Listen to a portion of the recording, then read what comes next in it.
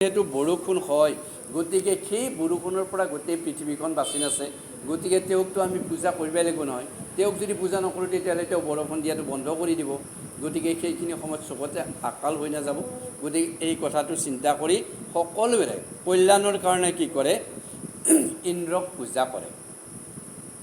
ৰাম অয়েন এতেকে ইন্দ্ৰক পুজি দিয়াই উপহাৰ, আশ্ৰয় পৰম্পৰা এইটো পূৰ্ব ব্যৱহাৰ। লোভে মোহেতে জয়জিত ইকব বিধান, আৰ তাৰ ককালে কৃষ্ণ নাহিকে কল্যাণ। গতিকে এতিয়া কৈছে যে ইন্দ্ৰক যিবিলাকে পূজা দি আছে সেইটো পূৰ্ব পৰম্পৰাতে হওক বা কিবা জানি বুজি হওক তেওঁক পূজা দি আছে, মানুহে ভাল ফল পাই আছে। গতিকে কৃষ্ণ তুমি এইবিলাক জানি লোৱা, আৰু জানি লোৱাৰ পিছত এটা কথাই তুমি মন কৰি লোৱা যে এই ইন্দ্ৰৰ জৰিয়তে সকলোৰে কল্যাণ হৈ আছে। এই পূজা সেইকাৰণে সকলোৱে দিয়ে আৰু ইন্দ্ৰৰ সেইকাৰণে সকলোকে কল্যাণ কৰি আছে। নন্দৰ বচন চয়ে চক্ৰ পানী শুনি, আলোচন্ত ভগৱন্ত মনে মনে গুণি। তোলাও কপ ইন্দ্ৰৰ আপুনি পূজা খাও, অগৰ্ব পৰ্বতৰ পৰা ইন্দ্ৰক হতাও। এই কথাটো শুনাৰ পিছত বাপাকৰ পৰা যেতিয়া এই কথাখিনি শুনাৰ পিছত তেতিয়া কৃষ্ণই বোলে ই তাৰমানে এই এইটোতে লৈয়ে গৰ্ব কৰি আছে। তাৰমানে পূজাবিলাক যি দিয়াৰ পিছত বৰষুণ দিয়ে, গোটেই বৰষুণটো দিয়াৰ পিছত সকলোৰে ভাল লাগে। গতিকে এই পূজাটো কেনেকৈ নেদা কৰিব পাৰি মই তাকে চিন্তা কৰি চাওঁ। এই বুলি কৈছে যে যিখন পৰ্বতত তেওঁলোকে সদায় পূজা কৰিব যায় তাৰ ওচৰতে কৃষ্ণ যাব। আৰু কৃষ্ণ যাই কি কৰিব তেতিয়া, ৰামে হেন চিন্তি দিলন্ত নন্দক সমিধান, শুনা পিতৃ কহ যেন শাস্ত্ৰৰ বিধান। কৰ্মেশে উপজয় জীৱ কৰ্মেশে প্ৰলয়, সুখ দুখ ভয় সুখ কৰ্মেশে মিলয়। এই যি কৈছিল যে ভাল কৰ্ম কৰিলে ভাল ফল পায়, অৰ্থাৎ যদি ইন্দ্ৰক পূজা কৰে তেতিয়াহ'লে সকলোৰে কল্যাণ হ'ব, আৰু তেওঁক যদি পূজা নকৰে তেতিয়াহ'লে তেওঁলোকৰ অমংগল হ'ব। গতিকে সেইকাৰণে কৃষ্ণই এতিয়া কৈছে যে পিতা শুনা, সেইটো কথা নহয়। শাস্ত্ৰই কি কৈছে জানা, যোনে যি ভাল কৰ্ম কৰে, অৰ্থাৎ যোনে ভাল কৰ্ম কৰে তেওঁ ভাল ফল পাব, আৰু যোনে বেয়া কৰ্ম কৰে সি সদায় বেয়া ফল পাব। আৰু এই যে সুখ আৰু দুখ, সুখ ভয় এইবিলাক সদায় কি কৰ্মৰ ফলৰ জৰিয়তেই হয়। ৰাম আচন্ত ঈশ্বৰ যদি ফলদাতা হন্ত, কৰ্মিক পাৰন্ত কৰ্মীৰ কিছুনন্ত। শুভা শুভ মঞ্জয় লোকে নিজ কৰ্ম ভাগে, ইন্দ্ৰক পূজয় কিয় ইন্দ্ৰক কৈতো লাগে। যে এজন ভগৱান আছে সেই ভগৱানজনে কি কৰে, যাক যি দিব লাগে তেওঁৱেই দিয়ে, তেওঁৰ পৰাই সমস্ত পায়। গতিকে তেওঁক যদি দিয়া যায় তেতিয়াহ'লে তেওঁৰ কৰ্ম অনুযায়ী ফল পাব। যদি তেওঁক পূজা নকৰে, অকল যদি ইন্দ্ৰক পূজা কৰে, ইন্দ্ৰনো কি ইমান ডাঙৰ দেৱতা যে তেওঁ পূজা কৰিলে কিব দিব পাৰে, তেওঁৰ ইমান শক্তি নাই নহয়। এই কথাটো বুজাই দিছে। ৰাম ইন্দ্ৰক পুজিলে যেবে মেঘে বৰি কয়, কৈত শুনি আচাবন পৰ্বত পূজয়। তথাপি বৰিষৈ শিলা পৰ্বত সংকটে, দেখিও পিতৃক সম্বন্ধ নগতে। এতিয়া কৈছে যে ক'তনো তোমালোকে শুনিছিলা যে ইন্দ্ৰক পূজা কৰাৰ পিছত মেঘৰ পৰা বৰষুণ হয়? সেইটোতো ক'তো নহয়। বৰষুণ ক'ৰ পৰা কেনেকৈ হয় জানা, যেতিয়া মেঘবিলাকে আহি পাহাৰ বা পৰ্বতত খুন্দা মাৰে, সেই খুন্দা মাৰাৰ ফলতে বৰষুণৰ সৃষ্টি হয়। ৰাম ললাতে লিখিত যিটো বিহিত সবাৰে, তাক কিয়া কিয়া ইন্দ্ৰে গুচাই বা কপাৰে। ললাট মানে কপাল, যে কপালত যাৰ যি লিখা আছে সেইটো হ'বই, তাক কোনো গুচাব নোৱাৰে। এইটো কোনে গুচাব, কোন ইন্দ্ৰই জানে যে কপালত লিখা বস্তু এটা তেওঁ মুচি দিব পাৰিব? কৰ্মেশে প্ৰৱৰ্তে দেখা যত চৰাচৰ, কৰ্মৰয় অধীন খব দেৱাসুৰনৰ।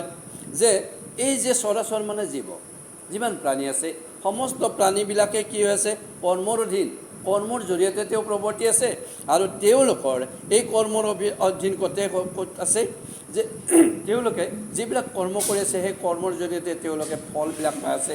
আৰু এই ফল কিহত হৈছে, অকল চৰাচৰ বুলি কৈছে, মানে সমস্ত নহয় জীৱ জগতত। গতিকে তাতে দেৱতা অসুৰ নৰ মনীষ বুলি কোনো কথা নাই, সকলোৱে কৰ্মৰ অধীন, কোনো কৰ্মৰ ওপৰত যাব নোৱাৰে। ৰাম তাকে সে দেৱতা বুলি মানন্ত সমন্তে, ৰাম কৰ্মে মিলাই আছে সবে জীৱ জাত হন্তে, তাকে সে দেৱতা বুলি মানয় মহন্তে, তাকতে জীয়ানক পুজিলে নাহি গতি, অস্বামী এৰি দুষ্টা যেন ভুজ ভজয়ো পপতি। এতিয়া কৃষ্ণই কৈছে যে দুটা শুনা, যে দেৱতা এজনে কিবা ফল দিব, দেৱতাৰতো হিচাপ নাই নহয়, বহুত দেৱতা আছে। গতিকে বহুত দেৱতা লৈ লৈ তোমালোকে এনেকৈ পূজা কৰি আছা, এইটো দেৱতাই এইটো ফল দিয়ে, এইটো দেৱতাই এইটো কাম কৰি দিয়ে। গতিকে এনেকৈ বিভিন্ন ধৰণৰ দেৱতাবিলাকে তোমালোকক কিবা সকাহ দিয়া বুলি ভাবি ভাবি ভাবি ভাবি ইমান দিনে কৰ্ম কৰি আছা। কিন্তু তাতে কি কৈছে, এতিয়া তাকতে যে আনক পুজিলে নাহি গতি, যে এজনেই দেৱতা আছে যিজন দেৱতাক সকলোৱে ভজিব লাগে। কৃষ্ণই কৈছে মাত্ৰ এজনে আছে, তেওঁক ভজিব লাগে।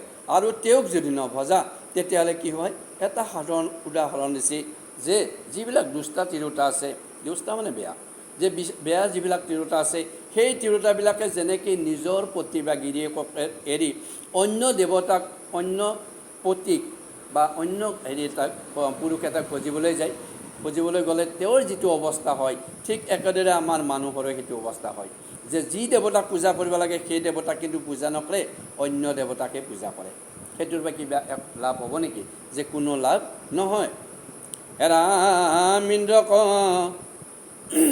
নাহিকে নগৰ গ্ৰাম, নাথাকো গৃহত, অৰাত্ৰি দিনে খপো আমি পৰ্বত বনত, পৰ্বতৰ নিদানে আমাৰ সৰ্বসিদ্ধি, আৰম্ভিও পৰ্বতৰ যেন পূজা বিধি। এই কথাটো কৃষ্ণ পুনৰ নন্দই কৈছে। এতিয়া কি কৈছে, যে আমাৰ দেখোন পূৰ্ব পৰম্পৰা, এই যে পাহাৰখন আছে গোবৰ্ধন পাহাৰ, সেই গোবৰ্ধন পাহাৰতে দেখোন পূজা দিয়াতে দিয়াতে আমাৰ জীৱন শেষ হৈ গ'ল, তই আৰু কি কথা কয় বাপা। ৰাম ইন্দ্ৰক পুজিবে চাবা জীৱা উপহাৰে, আৰম্ভি গিৰিজা শিশৱ সম্ভাৰে, পৰ্বতে খেদে বয়াংক পুজিবে যুগুত, কৰিও কজত অন্ন ব্যঞ্জন মজুত। তেতিয়া কৈছে যে ইন্দ্ৰৰ কাৰণে যিবিলাক পূজা কৰি আছা তোমালোকে, যিবিলাক বস্তু দি পেলাই পূজা কৰি আছা, এতিয়া এই যে পৰ্বতখন আছে নহয়, পৰ্বতখনক পূজা কৰাচোন, কি হয় চাৱাবি। ইন্দ্ৰৰ ফালে বাদ দিয়া, সেইটো চাইড বাদ দিয়ে এতিয়া এই যে গোবৰ্ধন পৰ্বতখনৰ ওচৰত দেখিছা নহয়, এই পৰ্বতখনৰ কাষত নি তাতে কিবা এটা কৰি লৈ তাতে পূজা দিয়া আৰম্ভ কৰা, কি হয় চাওঁ আমি। ৰামে পঢ়ায় কথাই দধি দুগ্ধ গকুলৰ, মুগৰ ব্যঞ্জন সাজা যতনে বিস্তাৰ, পিঠা পৰমন্ন ঘৃত সন্দেহ বিবিধ, কেৱলে দুগ্ধুত কত অন্ন ৰাখিত। যেতিয়া কৈছে গকুলৰ নিৰ্দিষ্ট এখন ঠাই বাছি লোৱা, যি ঠাইত তোমালোকে কি কৰিব লাগিব, সকলো ধৰণৰ গাখীৰেৰে প্ৰস্তুত কৰা দ্ৰব্য এক ঠাই কৰি ল'ব লাগিব। চবেই এটা চিতাতে গোটেইখিনি কৰি লোৱা, সকলো সঁহাৰি কিন্তু গাখীৰতহে হ'ব লাগিব। আমি ধৰা খিৰি যিটো বনাব সেইটোও গাখীৰতে হ'ব, পায়স যদি বনায় পায়সটোও গাখীৰতে বনাব লাগিব। অকল এটা কথা কৈছে যে মুগৰ গাজিটোহে অকল দিব দিছে, মুগৰ প্ৰসাদটো দি পেলাই, বাকী কিন্তু যিমান ব্যঞ্জন বনোৱা তোমালোকে সমস্ত ব্যঞ্জনত যাতে গাখীৰটো থাকি আছে। কৃষ্ণ দিহা দিছে এতিয়া ৰাম অবেদবিদ বিপ্ৰে শুনন্ত কয় গণিত, অদিয়া ধেনু তাসাম্বাক কুঞ্জাই পঞ্চামৃত, চান্দল পতকী কুকুৰ কদিয়াই অন্ন, ভুঞ্জক কমল ঘাস গৰু গাই গণ। যে তেতিয়া দিহা দিছে কি দিছে, যে এই সমস্তবিলাক যে মই বনাব দিলোঁ, এই বনাব দিয়াৰ লগে লগে কি কৰিবা, গোবৰ্ধন পৰ্বতৰ নিৰ্দিষ্ট এটা স্থানত যাই পেলাই তাত আগবঢ়াই দিবা। দিয়াৰ পিছত তাত যিবিলাক এই যে বেদ বিপ্ৰ আৰু যিবিলাক চণ্ডাল আছে সমস্তবিলাক আহিব নহয়, গৰু ছাগলীবিলাকো আহিব নহয়, চবেই অহাৰ পিছত। গতিকে যোনে যি খায় তেওঁলোকক ভগাই দিয়া। কি হয় চাওঁ আমি, ইন্দ্ৰৰ কথা বাদ দিয়া। এতিয়া আমাৰ যে এই আমাৰ ওচৰত যিবিলাক আছে সকলোকে দিয়াচোন, কি হয় আমি চাওঁ। এৰামে পাছে পৰ্বত কয়াতি কৰি শতকাৰ অযোগাইবা হানিয়ায় অন্ন ব্যঞ্জন সম্ভাৰ ৰংগে গোপ গোপীগণে ভুঞ্জি পঞ্চামৃত পিন্ধক বিচিত্ৰ বস্ত্ৰ শোক শালংকৃত। এই যে ব্যঞ্জন আৰু এইবিলাক বনাব দিছিলে ঘৰত, গতিকে সেইবিলাক কৈছে কি, ইয়াতে যিমান গোপিনী আছে সমস্ত গোপিনীবিলাকে কি কৰিব লাগে, এতিয়া ভাল কানি কাপোৰ পিন্ধি লৈ সেই গোবৰ্ধন পৰ্বতৰ নিৰ্দিষ্ট স্থান এটাত ভালদৰে সাৰা পোছা কৰি লৈ তাতেই তাৰমানে দিয়াৰ ব্যৱস্থা কৰিব লাগে। এৰাম নানা গীত গায়া বাদ্য বায়া ভিন্নে ভিনে ফুৰন্ত কপাক পৰ্বত প্ৰদক্ষিণে এতেকে কল্যাণ হব সাধিবে পৰ্বতে আৰাম্ভিও গিৰিজাগ মোহৰ সন্মতে। কৃষ্ণই তেতিয়া কৈছে যে এই যি কাপোৰ কানি পিন্ধিব নহয়, কাপোৰ কানি পিন্ধি অহা তিৰোতা মৰত সমস্তবিলাকে কি কৰিব, এই বস্তুবিলাক দিয়াৰ পিছত গোটেই গোবৰ্ধন পৰ্বতৰ চাৰিওফালে গান নাচ গাই তেওঁলোকে ঘূৰি ফুৰিব। ঘূৰি ফুৰাৰ পিছত কি হৈছে, এৰাম গৰু ব্ৰাহ্মণৰ ইটো মোৰ প্ৰতিকাৰে অহব ভাল দেখা যাবে কৰিও সত্তৰ ইন্দ্ৰদৰ্প ভাঙ্গি ভুঞ্জিল অন্ত যদুৰাই অনুবুজিলে বৃদ্ধ গোপগণে অভিপ্ৰায়। যে কি কৰিলে কৃষ্ণ, এতিয়া সকলোবিলাকক লগে দিলাক নহয়, দিয়াৰ লগে লগে এই আগত যে বুঢ়া কটাই কৈছিল যে ইন্দ্ৰক পূজা নিদিলে কিন্তু কিবা আমাৰ অমংগল হ'ব, গতিকে এই ইন্দ্ৰৰ যিটো পূজা সেই পূজাটো এতিয়া ভংগ কৰি দিলে। এই গোবৰ্ধন পৰ্বতত তাতেই তেওঁলোকে মাহ প্ৰসাদ দি খিৰি চিৰি দি পেলাই তাতেই সেইখিনি দি উঠি কি কৰে, চাৰিওফালে নৃত্য কৰি ফুৰে, নৃত্য কাৰ নামত কৰে, কৃষ্ণৰ গুণগান গাই তেওঁলোকে নাচি বাগি ৰাখে। এৰাম কৃষ্ণৰ বাক্য কষবে কৰি অনুৰাগ প্ৰচুৰ সম্ভাৰে আৰম্ভিলা গিৰিজাক বহুবিধ মংগল বজায়া বাদ্য চানি অদিজে দিলে আহুতি উচ্চাৰিবে দধনি। এই সামগ্ৰীবিলাক যে লৈ গৈছিল, তাতে লৈ যোৱাৰ পিছত কি কৈছিল, অলপ আগতে বিপ্ৰ বুলি কৈছিল নহয়, যে বিপ্ৰ সমস্ত আহিছিল নহয়, সমস্তবিলাকে আহি পেলাই কৃষ্ণৰ মতে কি কৈছে যে এতে পূজা আৰম্ভ কৰা তুমি এতিয়া যি কৰাচোন, এই পৰ্বত এটা আৰম্ভ কৰিবা, কিন্তু এটা কথা মনত ৰাখিবা যাতে ইন্দ্ৰৰ নাম কোনো পধ্যেই নুঠে।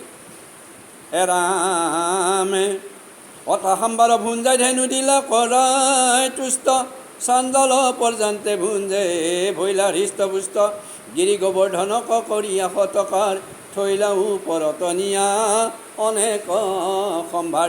যেতিয়া এই পূজা শেষ হ'ল, শেষ হোৱাৰ পিছত তাতে যিমান আছিল চাণ্ডাল দেৱতা, এই চাণ্ডাল আৰু বেলেগ যদি কোনোবা মানুহ আছিল, গৰু গাই আমাৰ এই যে হেৰিবিলাক আছিল নহয়, গোপকুমাৰবিলাক আছে, সমস্তবিলাককে কি কৰিলা, খোৱাৰ আগতে কি কৈছে, আমাৰ যেনেকৈ ঠগী খান ভাঙাল আগে অলপ বস্তু দি দিয়ে নহয় ভগৱানৰ নামত, এই বস্তুখিনি বস্তু কি গিৰিধৰ পৰ্বতৰ ওপৰত দি দিব দিছে যে পৰ্বতখানে খাব, সেইখিনি পৰ্বতখানে খাব, পৰ্বতখানে খাব না, এইটো ভগৱান কৃষ্ণই খাব, তেওঁ খাব। গতিকে তেওঁৰ নামতে প্ৰথমতে তেওঁ কোৱা নাই মোৰ নামত অৰ্পণ কৰা বুলি কোৱা নাই, কেৱল কৈছে যে পৰ্বতখনত প্ৰথমতে তোমালোকে দি লোৱাৰ পিছত বাকী যি ৰৈ যায় সমস্তবিলাক তোমালোকে ভগাই খোৱা।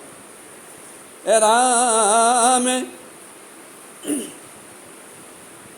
গন্ধে পুষ্পে ধূপে নিপে গিৰি কৰঞ্জিলা অনেক উৎসৱ নাদে খবৰে বুজিলা গৰুক খুৱাইলাই আনি খাস কোমল ভুঞ্জিলন্ত পাছে গোপিকা সকল। যে এনেকৈ যেতিয়া গোবৰ্ধন পৰ্বতত সমস্তবিলাক গান কৰিলাক, গৰু ছাগলী সমস্তবিলাকক খোৱালাক, খোৱাৰ পিছতহে গোপিনীবিলাকে যি ৰৈছিল তেওঁলোকে খাব গৈছে। এতিয়া পিন্ধিলা বিবিধৰ ৰত্ন বস্ত্ৰ অলংকাৰ গন্ধে পুষ্পে ভূষিত চন্দৰে জাতিষ্কাৰ আগত গোধনলৈয়া বায়া বংশীবিন লাগিলা কৰিবে পৰ্ব তক প্ৰদক্ষিণ।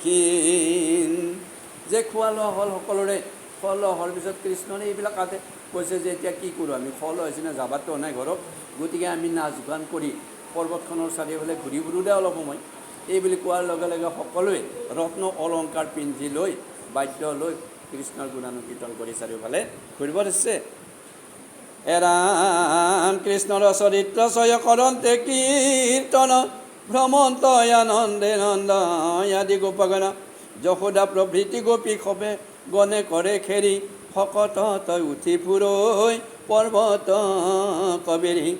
যেতাতে অকল গোপগোপীগণ নাছিল, নন্দ যশোদা আদি কৰি যিমান আছিল মুঠৰ সমস্তবিলাকে যায় পৰ্বতৰ চাৰিওফালে নাচ গান কৰি আছিল।